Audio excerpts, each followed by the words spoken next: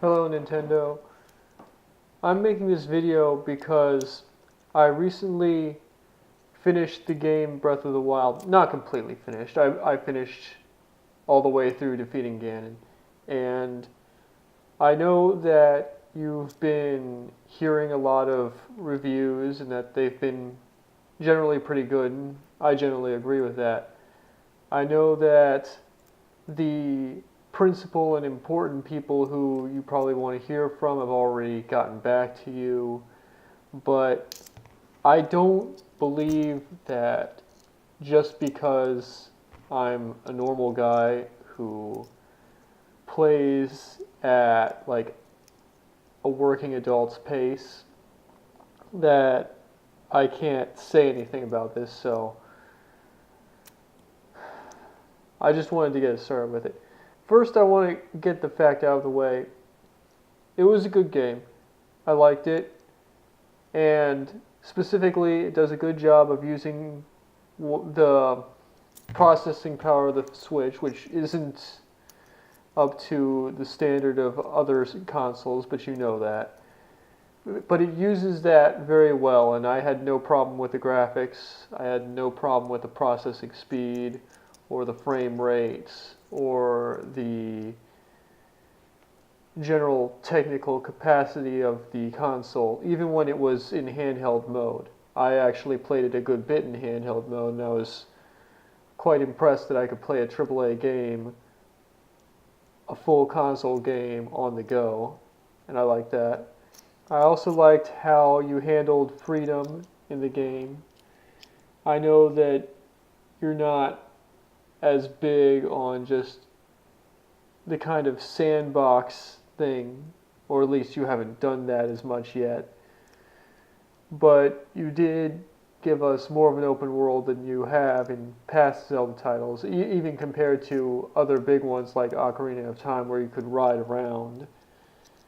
It was a no hand-holding experience, and I appreciated that. The fact that you made the story unlockable instead of having us have to go through the story at each step before we could move forward, that was a good idea, and I'm not going to discredit or discourage that idea, but I will be getting back to that in a second. I also liked how you reworked your thinking on dungeons, for the most part. I liked how you made them smaller, more compact, and you could do most of the dungeons, and I'm counting the Shrines of Trials, you could do most of them in a few minutes.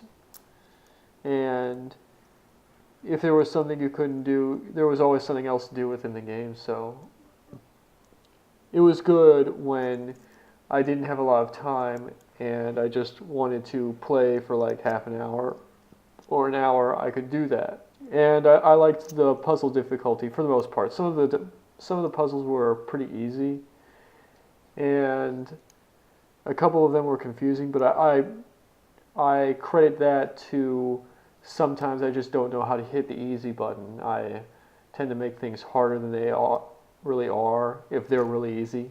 So that might be my problem with a couple of them.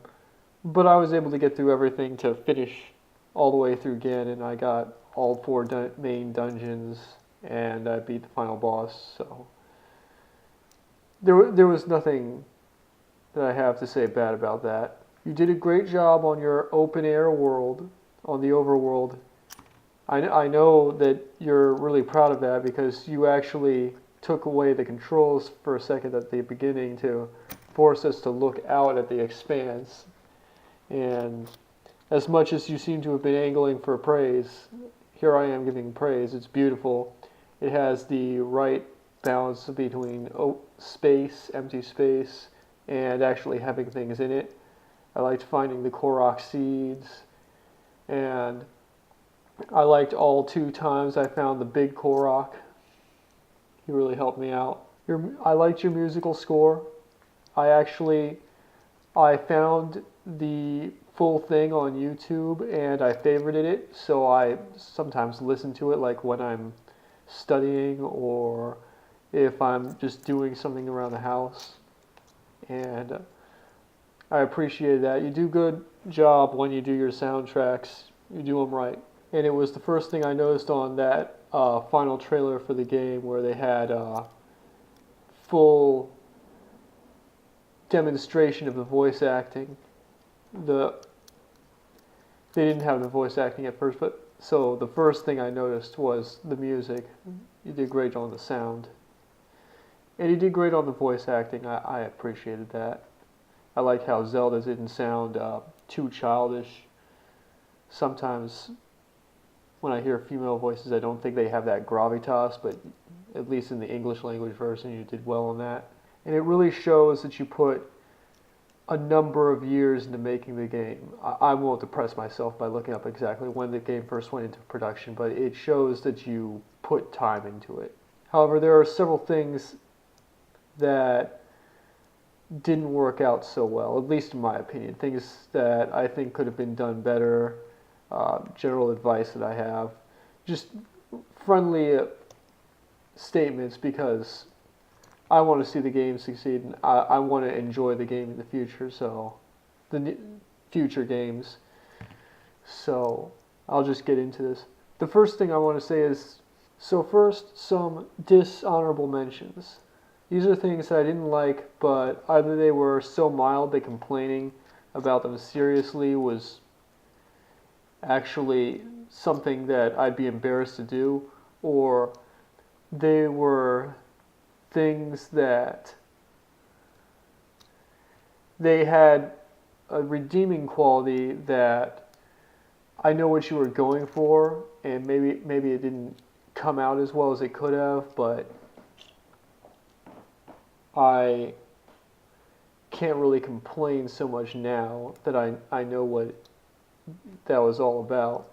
But I wanted to mention them just because if I don't get them off my chest, then I'll feel like there's something missing from this, and I don't want there to be something missing from my statement because then I'll have regrets and it'll be bad.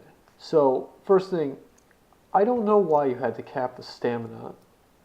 And when I got up to where I had 3 full stamina circles, the goddess Hylia told me that my cup overfloweth and there's no need to improve further. Now, maybe I'm just misinterpreting that, and if I got 4 more spirit orbs and traded them in, I could do that for another stamina container. But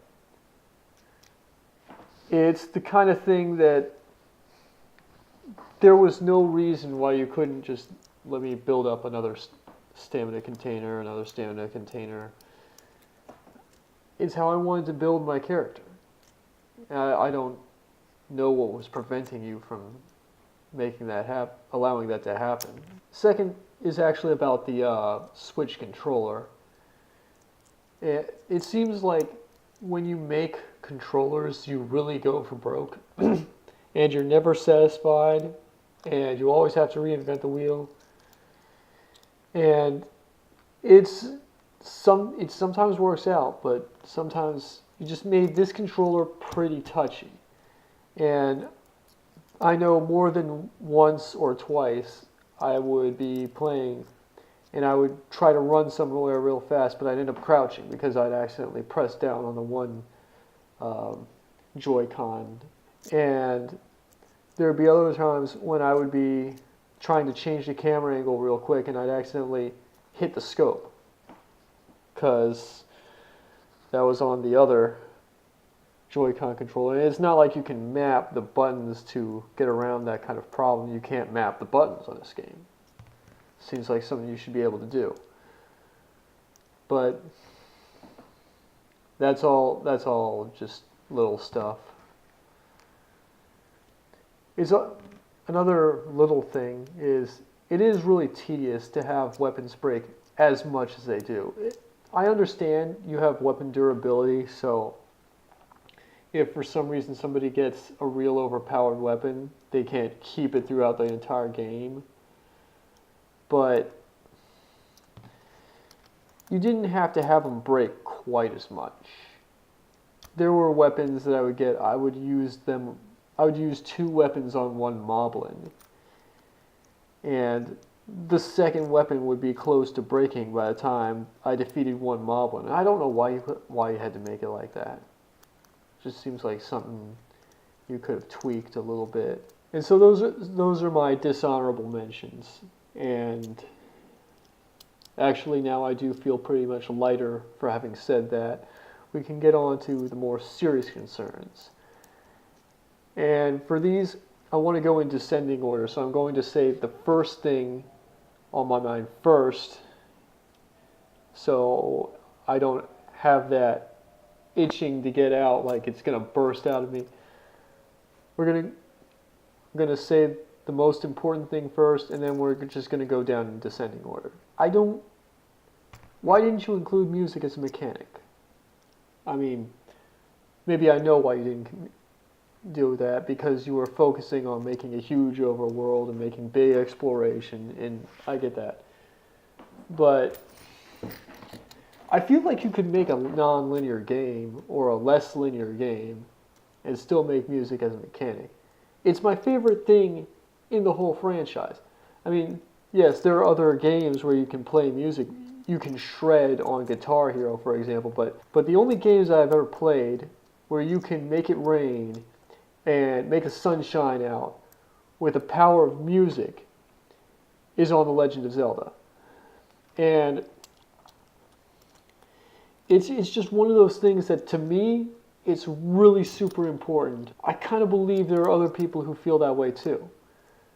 Because I know on the internet, people talk still about Make It Rain, the Song of Storms. People will still talk about that ocarina, and I don't think you have to keep using the ocarina. That gets old. I actually think it would work better if you got Link a soprano trumpet. That they often call it a soprano something else. But it's actually a trumpet because it has valves. And I think that would match Link's personality and give the music that kind of hopeful, heroic feeling that you want it to. But that's all just little details. Is it that you're trying to avoid Link being called Fairy Boy or something? Because that's not even something to be ashamed of. Like, even if you think of him as an elf, which you could, and it wouldn't change anything mechanically or in the spirit of the game, you could think of him that way. It wouldn't cause me or anyone like myself to think any less of Link, or to take the game any less seriously.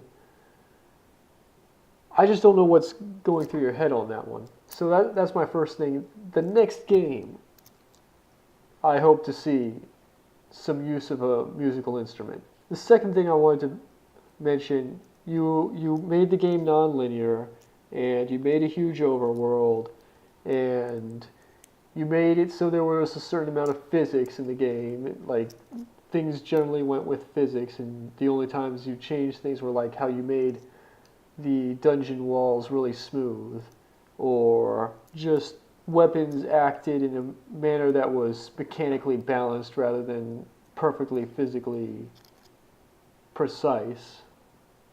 At least that's the impression I got. I'm not any kind of proper scientist. In addition to that, you kind of made it sound like players could just do things in the way that suited them. And to a certain degree, you were right. Like, I beat the game without using the sword that seals the darkness. I leaned heavily on bows whenever I could. But there was a limit. Because anytime that you didn't go by the calculus that you seem to have built the game around, as far as combat mechanics, you put yourself at a significant handicap. And I know it's something you have to think about when you're making this, but you did spend like multiple years on this game. So I'm kind of confused why you didn't do something like maybe make a few classes, class templates, and balance the game for each of those. You could have made a ranger link, a knight link, and a magical link. Just throwing ideas out there. You could have had like 3 ways to play the game, and none of them would have been inferior to the others. But it seems like you wanted to make an all-around link and encourage people to just do everything. And you didn't even have to use classes. Like Funcom managed to make a game at one point where you could mix and match different weapon types and make completely your own class, and that's probably much more difficult and more expensive. I can appreciate if you had problems with that, but you can do it. And if you can't do it, then at least advertise correctly about it. I found that at one point I was excited to use the Lizalfos boomerang because I was excited to use boomerangs, and I found that you could use them not just to throw but also to hack and slash, which became useful at the beginning because enemies would get close and I would slash at them. It looked like the thing was a kukri knife, just with the ability to throw it. But when I later looked into it and I found out it was called a sword, that kind of ruined the thing because I had set up as a challenge for myself that I would not use swords the whole time. And since I failed the challenge, I kind of have to admit that this game, like many other games, like games in general, there's a mathematically superior way to play, and part of being a winner at the game is finding that mathematically superior way and playing to it. When I do beat a game without doing that, it's just me working through a handicap. And I can't even properly say that I worked through that handicap because I did at one point use swords. And so I just wanted to bring up the fact that the freedom wasn't really in all the areas. Like, there was freedom and then there was not freedom. Moving on. The story was good, generally speaking. I liked the story. And I think that you do a good job at all the narrative elements. And I like how you made it unlockable so you didn't lock people into going through the whole thing. But I think between that and the voice acting, I remember the voice acting almost held up the game until the summer. And that was scary. And you did that when if you're going to tell a story through cutscenes and walls of text and voice acting, you could write a book. You could make a movie. You can actually do it. I know people still remember "Excuse Me, Princess." I know that people still talk about video game movies like they can't be good. But that's just because it hasn't been done yet. And I know that you can get creative and you can make it better. And there's actually people who can make stories in video games through mechanics. And you don't even have to go into new territory. There's a guy, Fumito Ueda, made The Last Guardian and another game. I'm not good with names, but he can tell a story just through the gameplay and make it good. You should ask him how he does that. And if you want to make a game that's maybe light on story, but you build up the Hyrule Historia to kind of counterbalance that, you could actually make it so that people who want to do the story can pay for the book, and those who want to just play a game could pay like a reduced price. You wouldn't have to charge $60 or more for a game because you wouldn't have to make as much into the game. And so that's just something that I think, given the capabilities and the limitations of the medium, that you just don't want to go about storytelling that way. And finally, I know I was really building up to this. I kind of hinted at it a little bit over the course. You spent years and years making this game. I was worried, like, if this game didn't do very well, that it was going to tank you guys, because I know it had to cost a fortune. And somebody in accounting had to be sweating the whole time that you were spending money up front on this game, and it only just came out. And everybody who was waiting for the game was hurting, like, we really want the game sooner.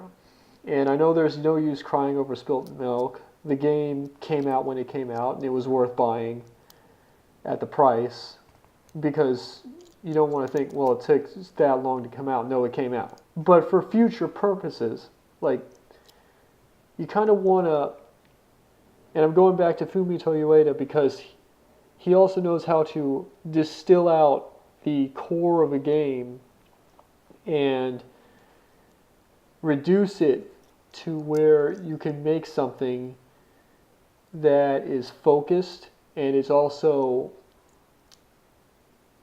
within budget and within a time limit. And that's what I think you want to do next time as well. And this isn't just for me, it's like so that Nintendo can keep going on and being a thing. And thank you for whoever actually listened to this all the way through. I know I can take a long time talking.